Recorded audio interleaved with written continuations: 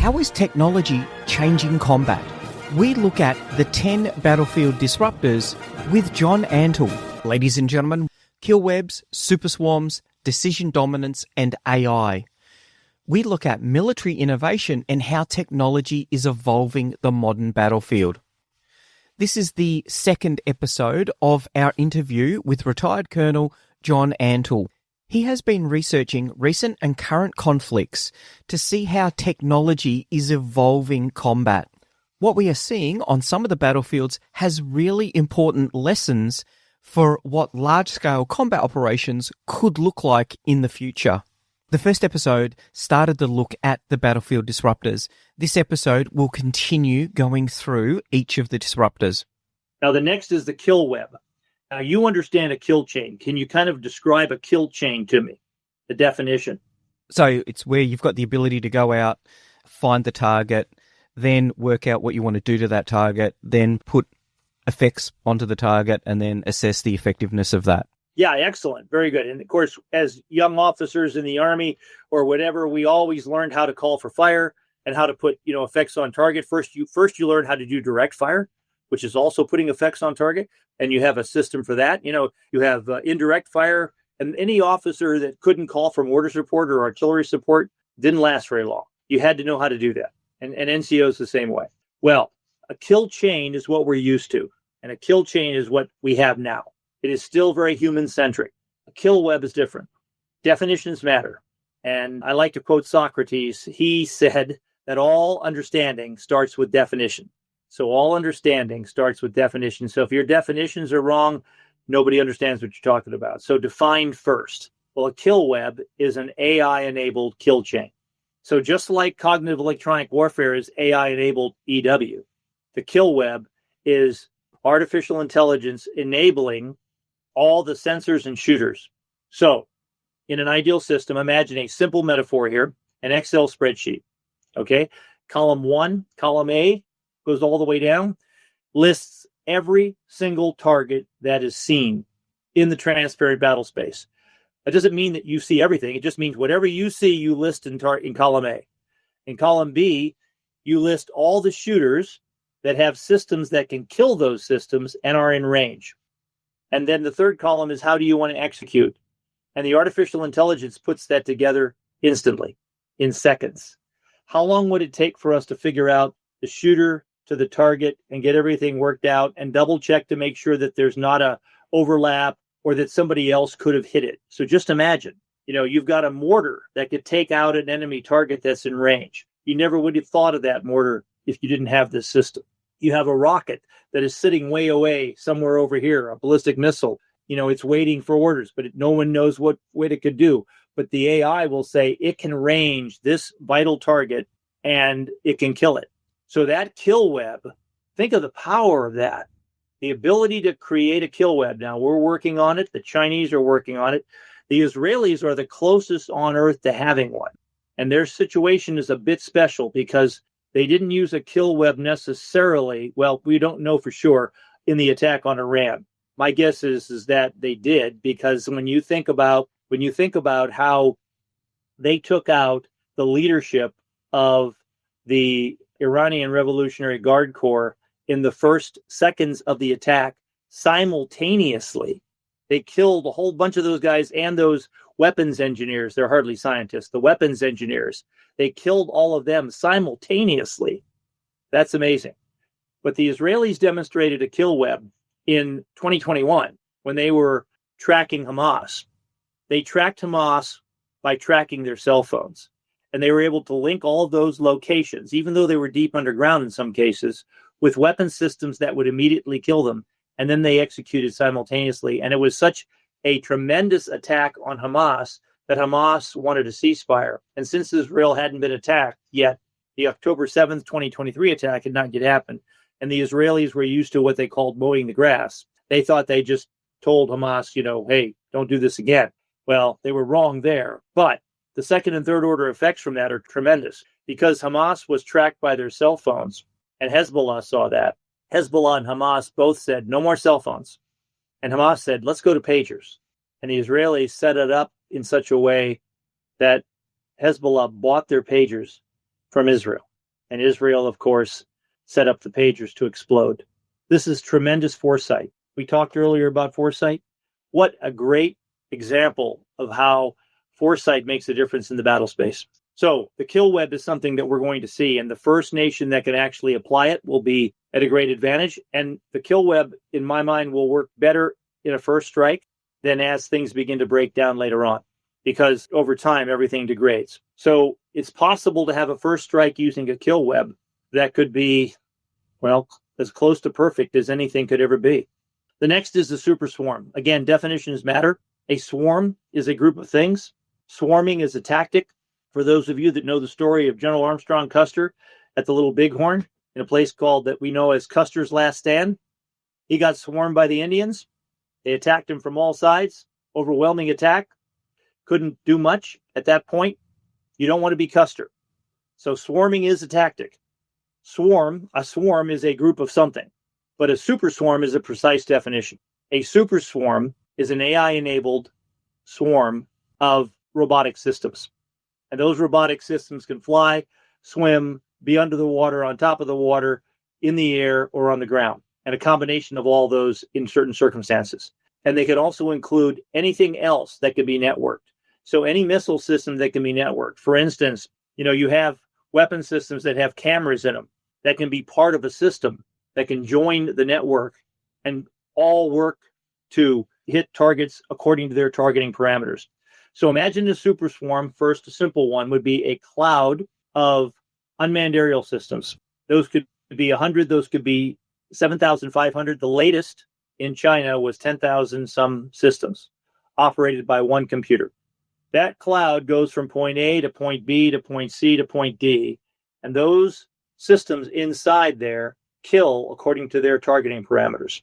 So the super swarm goes to point A, and every system that has destroyed tanks destroys tanks until there are no more tanks. And every system that's supposed to destroy artillery destroys artillery until there's no more artillery, and air defense and command and control and the whole thing. And then they move to point B. And as the cloud gets smaller and smaller because it diminishes itself, the ground beneath it, all those systems that it's attacked have been destroyed or disrupted. That's a super swarm. This is going to be as dramatic a introduction to warfare as gas and tanks in World War I when the super swarm's used. Whether or not the other side will be able to exploit it is an interesting situation, just like gas and tanks. But that is what the super swarm offers as a possibility. The next is visualize the battle space. So how do we see the battle space today? How do commanders talk to each other about the battle space? Well, often with great difficulty, depending if they can get comms, and often on an exercise, it's not even in a comms contested environment. So this is the challenge, because with many of the ISR platforms, we're seeing an increasing ability to generate huge amounts of bandwidth. So we've got a increasing ability to generate imagery, which needs to be transmitted. Then you've got the challenge of actually interpreting that. So if you've got 25 sensors out there that are sending back video imagery, somebody needs to be going through that. Then someone needs to actually interpret that and bringing out what is the so what of all of these things that we're seeing? What is it that is actually going on in the battlefield? How do we move from situational awareness to situational understanding? And then at some point, someone's got to think about, what are we going to do about this? So how do we create a set of orders? And then how do we promulgate that out to all of our subordinate call signs so that they've got the understanding that they need to have to be able to create the effect that we want? So today it's, I would argue, probably a lot more difficult because of the fact that sometimes we're a little bit challenged with the use of mission command, because the technology works against mission command, because it means that the divisional commander can now look down at what a section is doing and say, well, I want them to do that, I want them to do this. So people, I think, are a little bit concerned about who it is that can be watching what it is that they're doing. Commanders feel that they have a responsibility to be monitoring absolutely everything that's going on in their AO. So I don't know, how exactly do we do this? We want to have that one pane of glass where we can see all of the blue and all of the red and everything that's going on. But it creates a huge cognitive overload which I think often leads to paralysis by analysis. Right. Only if you actually don't believe in mission command and don't enable it. So you're exactly right in everything that you said there. And it is, the insights are important for all of your listeners to think about. Visualizing the battle space is a disruptor because right now we cannot do it well. And if you want to control everything, you will fail. 100%. So if you know you can't control everything, then you have to work with your AI. What is your best AI right now? Well, at the moment, I think it is the intuition of a well-trained and well-read commander. Exactly right. It's HI. It's human intelligence. Yep. You see, HI is the most important. No computer can do what a well-trained human mind can do, particularly at such low cost. I mean, a couple of crackers and some water every day, and he'll get by with a couple of days. You know, I mean, you don't have to power him up all the time with 100% power. So it's interesting what they can do and the resiliency and the capability. Human beings are amazing. So what we have to do is we have to embrace mission command. We have to train our leaders because mission command doesn't mean anything unless you have trained and educated your leaders. You just don't show up and say, hey, I'm a mission command kind of guy. How are you guys today? You know, it doesn't work that way. You show up and you have to earn their trust. You have to be able to communicate effectively and train them to a way where they can be good enough to execute mission command. And every team is in a constant state of flux. So you constantly have to move that team. You know, so everyone would love to have machines do stuff because they're so simple. They always do the right thing, but that simplicity makes them fail. Human beings can adapt, improvise, and overcome. And so therefore, we really have to pay attention to the training of our humans more importantly. But how do we visualize that battle space? Napoleon, he had what was called coup droit, which is a fancy French word, which a lot of Americans say cup d'oil. Okay, coup droit. So coup droit is, in fact, the ability of the inner eye to see that second, third, fourth, fifth step ahead. So he's at Austerlitz, and he sees the whole thing unfold before the Austrians and the Russians even show up. He creates the whole battle space, the whole trap right there in his mind, and then explains it to everybody and puts it out on the map and briefs them so they all understand what they're supposed to do. And so he is able to do that because he's a genius. The average commander couldn't do that. The average commander would show up and go, where's the enemy? I don't know what to do. God, they could come from anywhere. No, you've got to be able to project your thoughts forward in time and space. So visualizing the battle space is crucial. We used to visualize the battle space with two-dimensional maps, paper maps. In fact, we still do in many ways because what people do is they take the digital information and then they put pins on a paper map in order to brief the commanders. And when you think about that, that's kind of amazing. So we're way behind in our ability to visualize the battle space with technology. We could, in fact, do better. So one of the ways we do this now, and you kind of hinted at it, is that a commander has this big headquarters with 100 screens and everybody working hard and all of them coming up to him and asking him for stuff. And if that happens, he will make decisions too slow. He will never, ever see the whole big picture, and the enemy will find that headquarters and kill them all. If you put your brain power in one target set, I will move heaven and earth to kill you. And you see that every day in Ukraine. You see the same thing going on in Gaza. You see the same thing that happened in Iran. Killing the brain power is important. Killing that human intelligence. So we need to be able to visualize the battle space and stay alive. That means we have to be in mass distributed positions. That means our command centers no longer can be centers. They need to be distributed. So now, instead of having at a battalion, for instance, a commander, command group, and a TOC, a tactical operations center, where you have two nodes, you need 3 or 4. And they all need to be able to take over if one of them is knocked out. A resilient, self-healing kind of system. And that takes a lot of training. Most units can't handle it, particularly because they don't train for it. So we really need to start training for it. And we need to figure out a better way to visualize the battle space. So technology-wise, we should look at things like the Apple Vision Pro. We should look at things like the HoloLens. We should look at the things like the American Army program IVAS, which we're trying to make Iron Man out of infantrymen.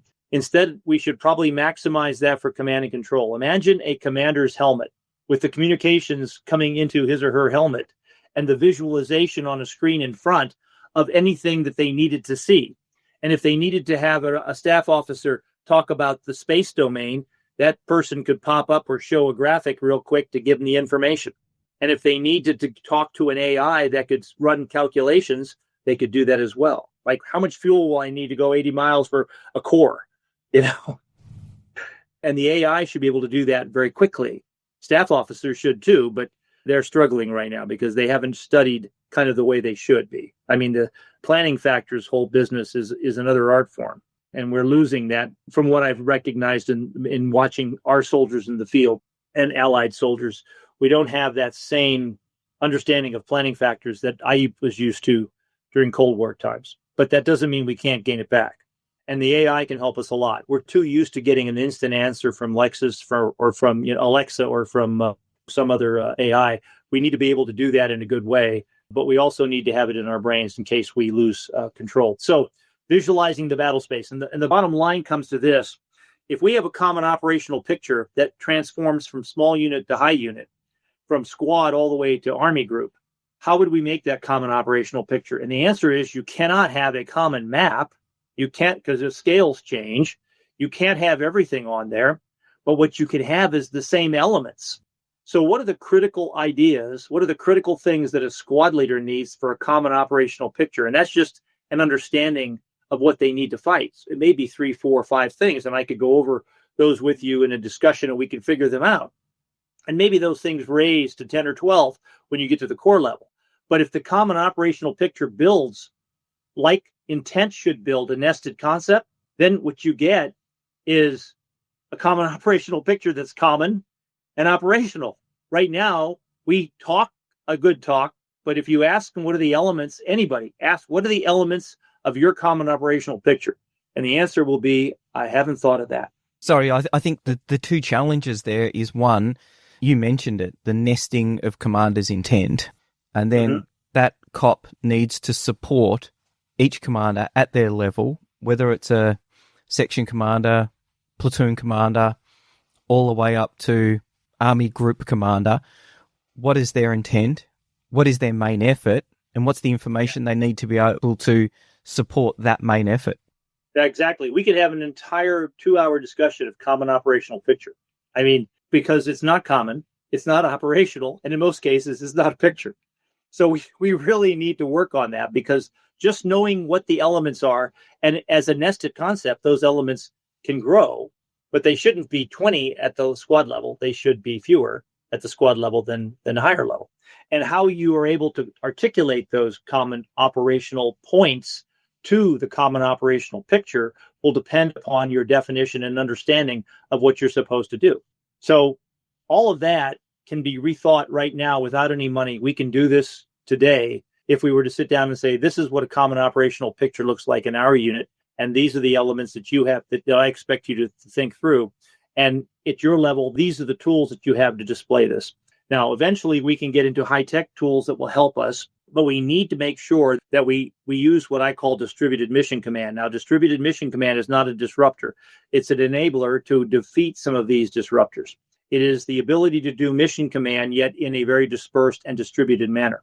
And the ability to have resiliency that when one element of the command and control node goes down, another element very quickly responds and takes over. That means you have to have the training, you have to have the communications capability, and many of these things we can do now. We shouldn't wait for special systems. In fact, I consistently tell leaders across the Army and our allies, don't tell me what you can't do. Tell me what you can do. Tell me what you can do with what you got. And then we'll work out getting you better. And you should be demanding better. So visualizing the battle space is number 9. And then 10 is decision dominance. And that is basically the OODA loop squared, or the OODA loop exponential. So imagine being able to strike the enemy 10, 20, 30, 40 times before they can even strike back. You just saw that demonstrated. The United States was able to strike Iran, and Iran didn't even know we struck them. We had decision dominance over them. We knew exactly what we wanted to do, even though they knew we were coming after their nuclear reactors. We knew exactly what we wanted to do. We were able to deceive them. We were able to mask our forces in such a way that gained surprise. It's a great example of how that works, but that's a raid. It did end the war, so it was a very significant event. But what we need to be able to do is put all of these disruptors together to our advantage to win campaigns and wars. And sometimes that can be done with Tomahawk missiles and a B-2. against an enemy like Iran that's already been softened up by the Israelis. But other times against an enemy like China or North Korea or Russia, it's going to take a much more in-depth capability and a much more better understanding of all of these different disruptors. So those are the 10 disruptors. And I believe if you go through those disruptors, every time you're creating a course of action, writing a plan, or considering how to develop forces, you're better off. It gets you thinking, and each one of these is a leadership professional development class for any unit at any level that all of them should talk about. And you can go through each one and just think of how that applies to my unit in modern war, because everything has changed. And the most important thing of all of these things is that we have to get away from being 20th century warfighters and become 21st century warfighters. And the difference between the 20th century thinking and the 21st century thinking is this. 20th century, we fought by minutes. 21st century, we fight in real time. Now you say we always fight in real time. When I'm punching someone as a boxer, I'm fighting in real time. Okay. But what we have as units and configurations, we have to be able to get real-time feed from all the ISR, from all the transparent battle space elements to the decision maker in the right way that they can get the foresight to be able to act faster than the enemy. So for instance, a tank qualification range.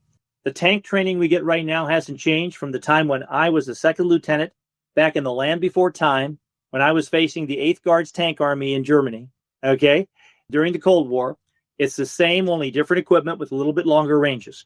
I see the target through either sights or eyeballs. I mean, all the things I've got, and I apply direct fire to that target.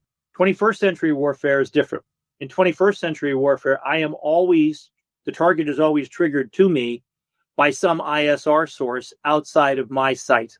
I'm seeing the enemy farther away. I'm getting an idea of their disposition, of how they're acting. Are they moving away from me? Are they moving toward me? And I'm getting that relevant feed at the squad level, at the tank level. So when we go through a tank qualification course today, we should be seeing in the tank commander's vision somehow with an ATAC or some other system, the video feed that is relevant to that tank commander. So there's several questions there. One, how do you get that feed in? Technical problem. We can get that solved, I think. And the next thing is how do we make it relevant? Well, that's a little bit more difficult. But one of the ways you start off with it is you dedicate assets to the unit. So if I have drones assigned to my unit and I have a drone team that does this, that is outside extra to my organization right now, but part of my organization, they're dedicated to get me information. So they can use humans right now in this interim period to get me the right stuff, to get me the right feeds. In the future, though, we should have artificial intelligence do this. And we'll have an AI battle buddy on our shoulder that will look through all this and give us that information so we can apply the foresight. So those are the 10 disruptors that I think make a huge difference. And again, the difference between 20th century warfare and 21st century warfare is fighting by seconds, fighting in real time. And it's the ability to apply all these things, but particularly the information to warfare in such a way that we can act and see things faster and farther out and more capably than we've ever done before. It's interesting because you've mentioned John Boyd's OODA loop, observe, orientate, decide and act. How do you think it impacts on does it change the way that the OODA loop's used or conceptualized? Or is the game the same? It's just gotten fiercer? Yeah, I think it's fiercer. I don't think there's a big change, although when I say it's exponential, that means it's fiercer in your words, because what's happening is if the artificial intelligence is applying, for instance, in the ideal system, all of the ISR systems that are available to it to see where the enemy's going and what they're doing and gives you the relevant information, then you're knowing that almost instantly, whereas before you had to fight for that information. And you might very simply run into an ambush and, have to fight your way out. Now, you'll always be surprised in war. There's never going to be a perfect situation, and artificial intelligence won't make it perfect. But we can now do much better with the ISR elements coming to us, with human interaction, and then eventually with AI assistance to speed that up, just like you do with your navigation system in your car. Speed that up so that now commanders will have the ability to fight faster. And if you win time, you win battle. If you waste time and lose time, the enemy has a great advantage over you. And you see that throughout warfare. I mean, there was a point at the heights of Pratzen where the Russians are looking down and they go, crap, we made the wrong move because the Davout's Corps is coming up, and I mean, not Davout's Corps, but Solt's Corps is coming up, and Napoleon is watching, and they're right there, and Napoleon has beaten them by minutes, and that won the battle, and it was a tremendous fight. So minutes have always mattered, hours have always mattered. I mean, the Romans, ancient Romans used to be able to defeat nations because they could operate campaigns. Other nations fought battles. The Romans fought campaigns, and they fought those campaigns by weeks and days. And they were able to put months, weeks, and days of preparation into being able to fight campaigns. And they could arrive at the same place. They could arrive at the battlefield from different locations with different armies almost at the same time. And you see that, for instance, where Crassus and Pompey were coming in on Spartacus during the Servile War. And they're coming in from totally different directions. But the Romans were able to do this because they had a thing that was really amazing. They had a calendar and a way to tell time that gave them synchronicity. And they used this in order to speed up military operations in a dramatic way, whereas most countries couldn't do this. They would just bring their masses out and fight a battle. And that's one of the reasons the Romans won so well. So fighting by minutes, fighting by weeks, months, weeks, you see how warfare is evolving. So we were fighting by minutes and are still fighting by minutes right now. We need to fight by seconds and nanoseconds, and that's fighting in real time. And that means we need to put all of these disruptors together, but particularly the transparent battle space concept, directly to our decision makers so they can visualize the battle space and make that decision to create decision dominance. I think it's been really interesting going through the 10 disruptors because they are one big mesh of technological advancement that's changing the way that combat is conducted. And because underpinned, I think, by the transparent battle space, because yes, having that better ability to see, that feeds into all of the other disruptors.